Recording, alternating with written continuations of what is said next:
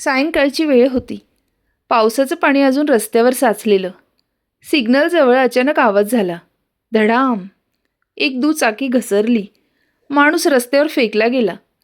तो उठायचा प्रयत्न करतो, पण पाय साथ देत नाही. हात थरथरतो, होठ हालतात. पाणी. अगदी हळू आवाज, पण त्या आवाजापर्यंत कोणी पोहोचत नाही. कारण आधी एक मोबाईल बाहेर येतो, मग दुसरा, मग तिसरा.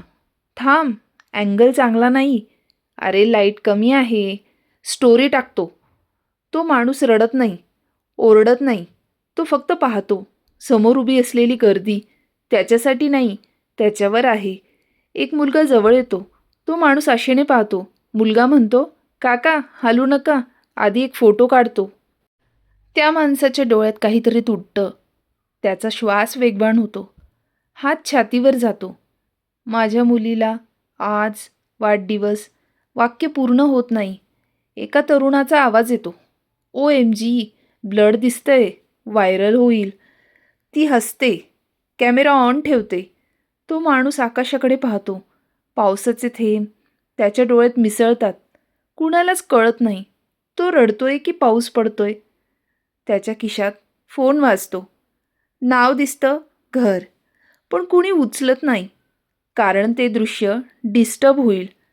ॲम्ब्युलन्स बोलवली का? कोणीतरी विचारतं. थांब, व्हिडिओ कंप्लीट होऊ दे.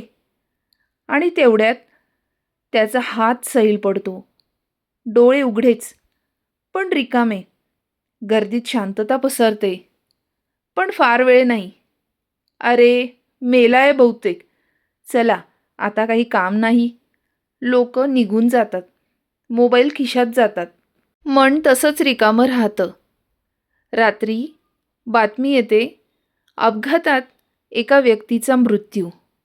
एक ओळ, एक आकडा. पण कुठेतरी एका घरात केक टेबलवर तसाच राहतो. मेणबत्त्या विझतात. एक मुलगी विचारते, आई, बाबा अजून कसे आले नाही? आईकडे उत्तर नसतं.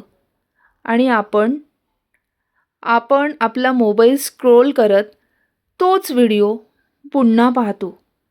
क्षणभर थांबतो, मग पुढे स्क्रोल करतो. कारण आज मरणाऱ्या माणसापेक्षा आपण जिवंत दिसणं जास्त महत्त्वाचं झालं आहे.